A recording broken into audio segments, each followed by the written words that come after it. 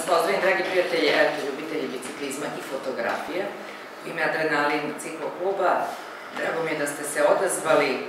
Žao mi je što su ovakve vremenske neprilike, pa verovatno bi bio veći odziv. Čak sam ja čekala neke moje prijatelje, ali eto, smetovi su i ljudi jednostavno nisu mogli doći i zahvaljujemo se ne samo vama koji ste došli, nego i učesnicima konkursa, mada među vama verovatno ima i učesnika konkursa, i onima koji su pomogli u realizaciji današnjeg happeninga. Kao što znate, i sami bicikli u Somboru već dugi niz godina najvažnije prevozno sredstvo, da ne kažem zaštitni znak ovoga grada, a Ravnica sa svojim osobenostima i konfiguracijom terena je u prednosti i onda i ne čudi da od malih nogu, verovatno među prvim poklonima za rođendan su bicikli i jedno od najdražih prevoznih sredstava koje predstavlja i zabavu, ali i zdravu naviku. Statistike govore da je rekreativni biciklizam u svetu u ekspanziji. Bez obzira da li želite da poboljšate kondiciju, svoje zdravstveno stanje ili bankovno stanje, ili je to vaš ekološki izbor, vožnja bicikla može biti jedna od najboljih odluka koju ćete ikada doneti. U velikim gradovima, u saobraćajnim špicerima, i to je nepogrešivo izračunato, da se biciklom stiže za duplo manje vremena na određenu destinaciju. I ako niste znali, sad ću vam reći da naučnici su utvrdili da ukoliko dnevno na biciklu provedete barem pola sata, posebno u toku dnevna, to vam pomože da vam se stabiliše srčani ritam, da se ponovo sinkronizuje, takođe oslobađa telo od kortizola, hormona stresa, pa samim tim i vreme potrebno insomničaru da zaspi smanjeno je za pola, a vreme spavanja vam je produženo za skoro sat vremena. Vožnja bicikla postiče rad creva mozga, u prilog ide činjenica da je Kraljevski univerzitet u Londonu poredio preko 2400 identičnih blizanaca i pronašao da su oni koji voze biciklo 45 minuta nedeljno 9 godina biološki mlađi. Bez obzira na druge uticaje kao što su indeks telesne mase i pušenje, naravno umanjujete zagađenost planete, štedite novac i sagorevate višak masti. Kao i na ovim fotografijama, što imate prilike da vidite i na ovim slajdovima tu što se vrte, koji su pristigli na konkurs, biciklisti su svi ljudi koji se na bilo koji način vezuju za ovu spravu s početka 19. veka, a ideja je bila promovisati bicikl na neki način i ljude koji su, eto, zahvaljujući njoj postali i cikloturisti, neki od njih će vam ovde i reći neka svoja iskustva. A mnogi koji su se i prijavili na konkurs, a i koji nisu, iz samo njima znanih razloga, su na neki način hroničari jednog vremena, a zahvaljujući fotografiji koja je nastala usput ili slučajno, možda i namerno, najčešće u momentu su čuvari uspomena. Tako je osmišljena ova izložba koja se zove Bicikl u momentu. Dakle, organizator, još jedno da kažem, Adrenalin ciklo. Glavni krivac za sve ovo su članovi kluba i naravno glavni krivac je Ljubislav Počuča, a sada ćemo čuti od njega šta ga je to inspirisalo da sažme ovako lepu ideju, znači rekreacija, biciklizam, sportski biciklizam i fotografija, pa da u ovim zimskim tvornim vremenima, kad je nemoguće voziti bicikl, osmisli ovako, eto, jedno druženje. Izvolite. Ako prvo da nam zahvalim svima što ste došli i priličili ovo skromno dešavanje u zimskoj idili u gradu Somboru. Osnovna ideja za ovako nešto i za organizaciju ovakve male izložbe i takmičenje je bilo pre svega neka vrsta aktivacije na biciklista i u vansezonskom periodu, pošto naravno kad je sneg, kiša, led, teško da ima hrabrih da se vozaju, tako da mi biciklisti znamo da budemo aktivni u drugim hobijima i kao što vidite ovdje fotografija kolega biciklista je iz cijele Srbije. Imamo primljenih preko 100 fotografija, mislim da je tačan broj 110 ili 115. Uglavnom, od tih zasebnih autora imamo oko 30-ak. Znači, 30-ak ljudi je slalo fotografije. znači nije nam cilj bio da radimo kao neki fotosavezi, fotoklubovi, znači da gledamo kvalitet fotografije, da gledamo tehniku.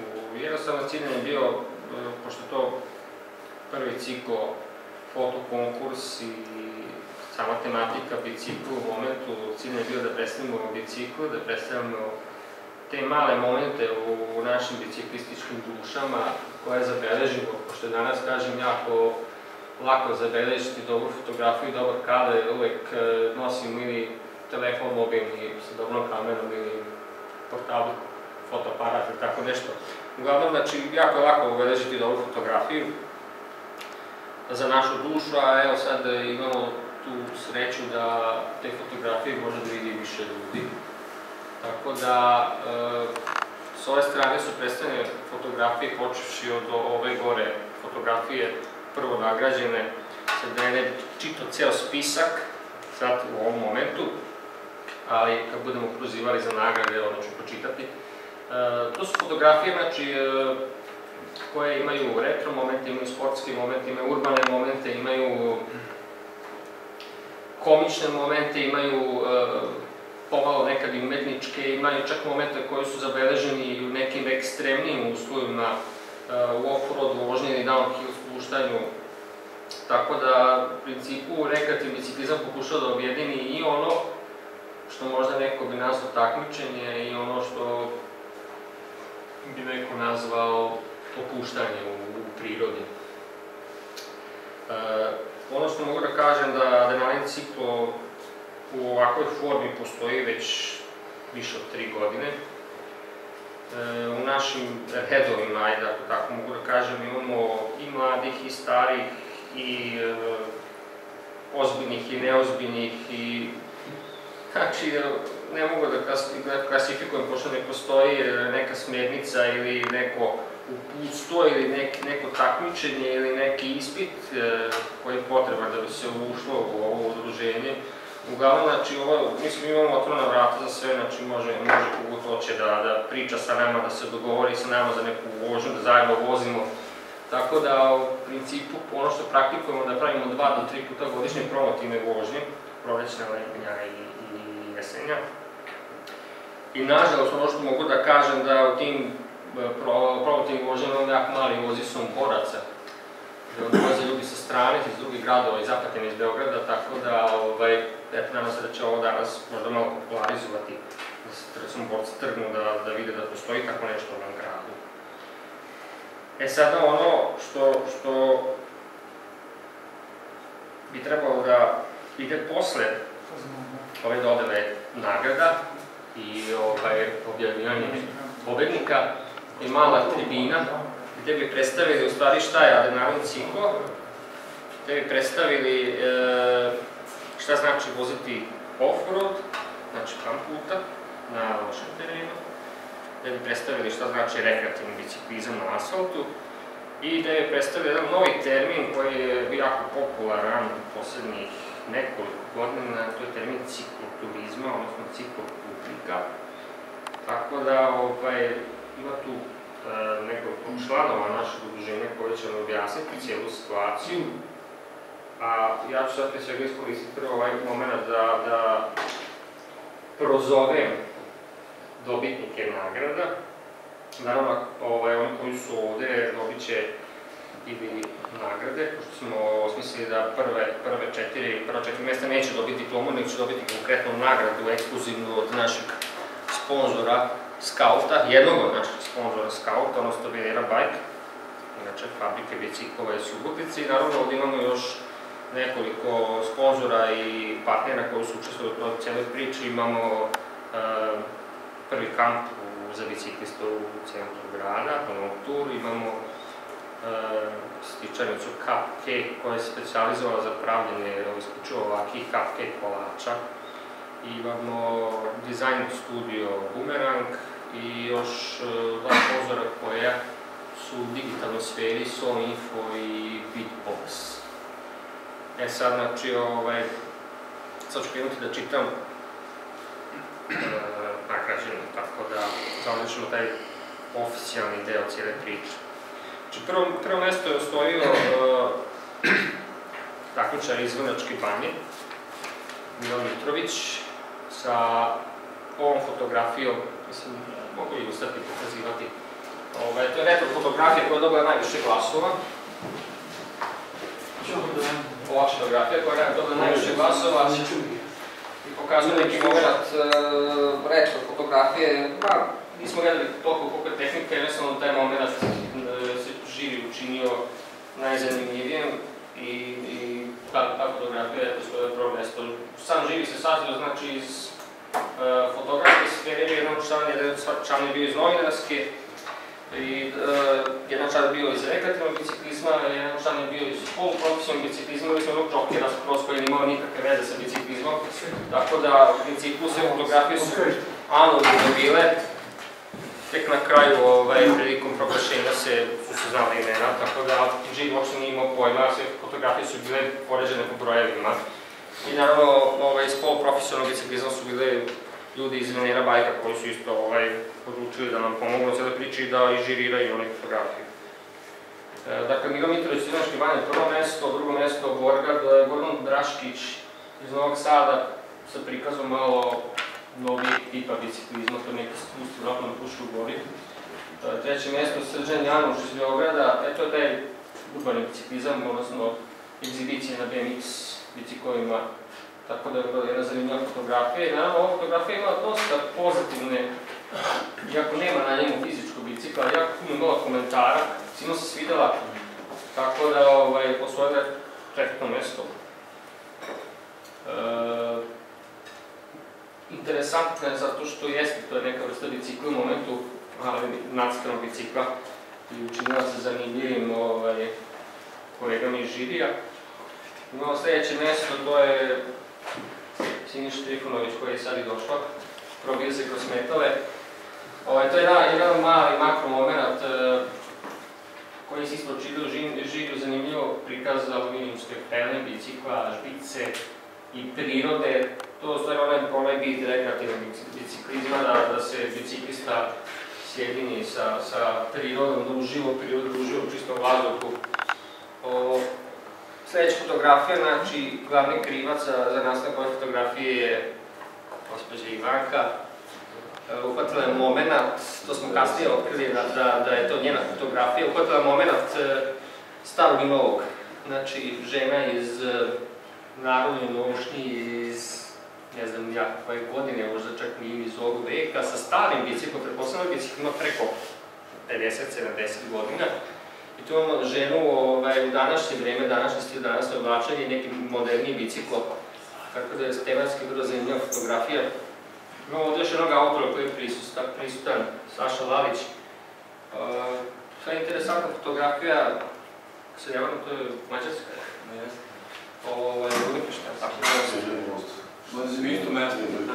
U principu, vrlo interesantno uhvaćen moment bicikliste na mostu, to je vratno staza predviđena za bicikliste i pešake, tako da je sama arhitektura i kompozicija slike je delovala zanimljivo fotografskom delu žirija, tako da je sa fotografske strane ova fotografija dobila dosta glasove i visoko rangirana. Sljedeća neka urbana sredina da je prikazan bicikl u nekom gradskom okruženju, odnosno neka realnost nas koji živimo u gradu, tako da je kompozicijski dosta zatamljena, no žiriju su učinila privlačno, tako da je osvojila, ne znam koja je to drugo, 8 mjesto. Tako imamo još sljedeću fotografiju, ono što je danas jako popularno, svi koji imaju mogućnosti kupuju GoPro kamere s kojima se mogu napraviti izuzetne fotografije, videozapisi. Ovo je jedna od tih fotografija, vjerojatno GoPro kamera prema montirana na grudima ili na kacigi i nastala je ova fotografija kroz neku šumu. Tako da malo je tu poigrano sa Photoshopom, ali 9. mjesto po meni mislim da je zasluženo. Još jedna crno-bela fotografija gde je u stvari prikaz da bicikl ne mora samo bude za rekreaciju, nego može biti za prenos kusih ljubimaca. Dakle, jedan mali džukac, pesek uživa u vožnju na biciklu. Ova fotografija isto je od autora iz Sombora, Aleksandra Stolića. Izuzetno je lokacija fascinantna, gde je nastala fotografija, to je neka stena, neka planina, tako da to mi pokazuje kuda sve biciklisti su spremni da prođu. Sljedeća fotografija također imamo jednog od naših poznanike Sombora, Ljubomira Subotića, to je fotografija teta lokacija, gde je to slikano? Knežev Vinograd. Knežev Vinograd, znači Hrvatska. U principu, koliko je čovjek napredovao od lokomotive, koje mu koristili kao prevozno sredstvo i današnje prevozno sredstvo, ne baš svuda, ali za neke stvari bicikl, tako da svuda se može doći biciklom. Na drugoj tabli su sad ovdje malo pretoplo, pa se neke fotografije najodlebiti. Znači, tu su predstavljene također fotografije koje imaju sfere iz sporta. Ono na čega bi se bazirao je recimo zemlja koja ima najviše bicikla u svojoj istoriji i fizičkom broju Holandija.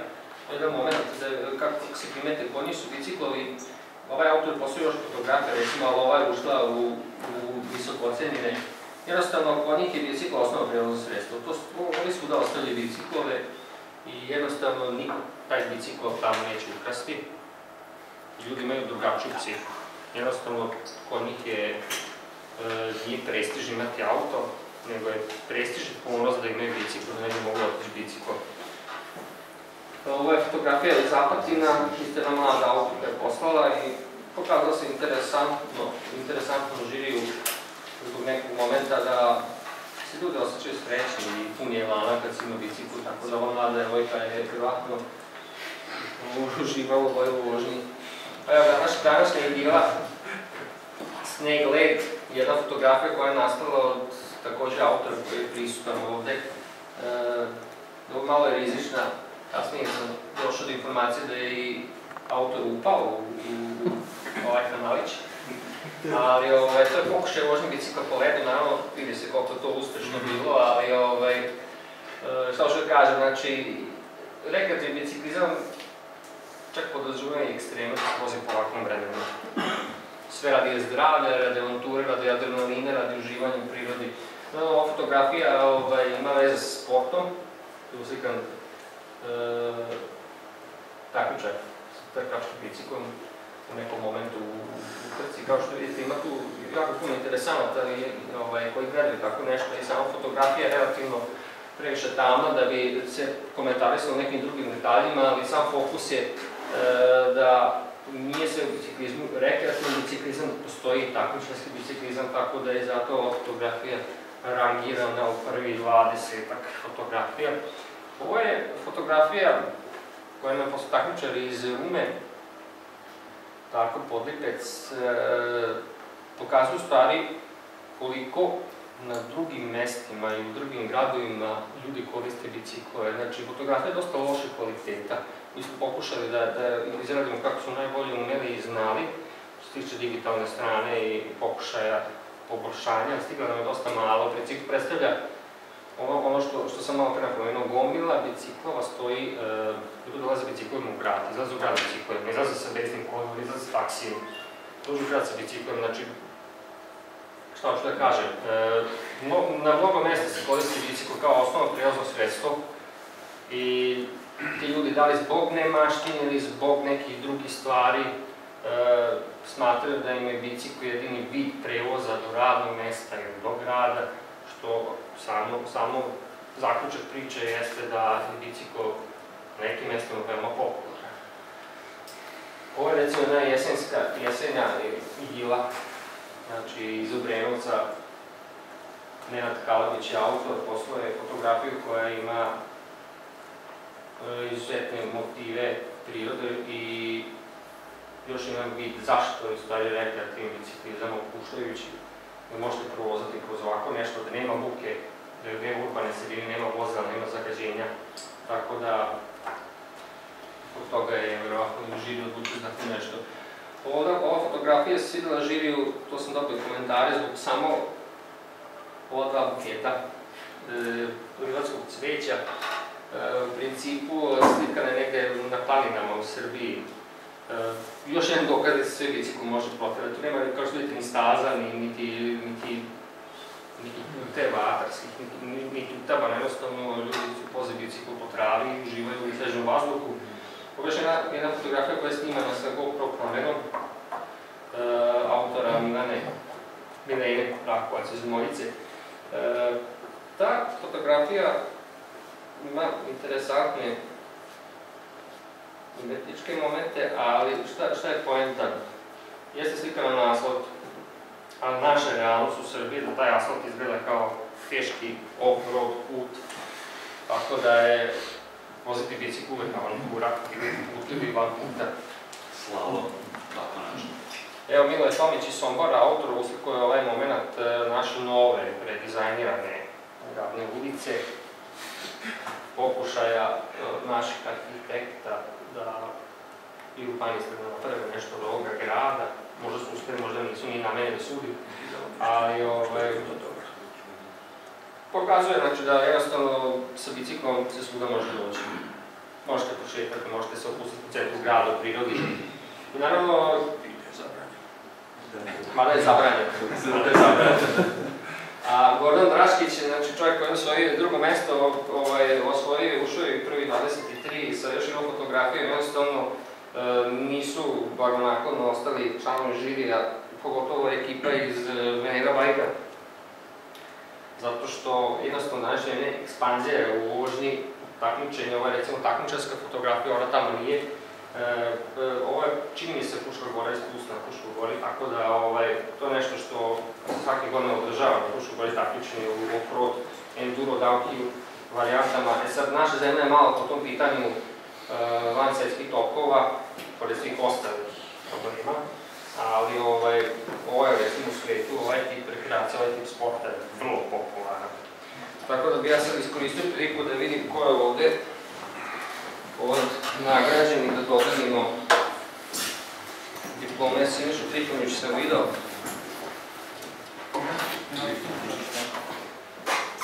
Lijepo ćeš ti da slikaš. Slikaj lica. Aj slike, sve slike, šta da deljamo nagradu. Ajde.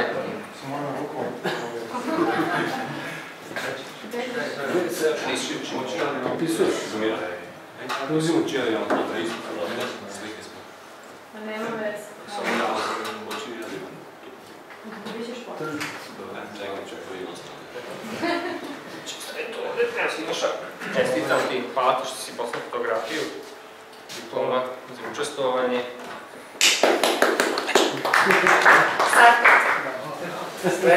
Sljedeći krivac za retro fotografiju starog, novog i Ivanka Ognjano, za osvojeno 6.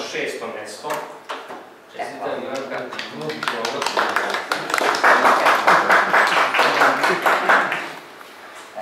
Saša Lalić, za osvojeno 7. srećno 7. mesto. Također zahvaljujem na učestvovanju.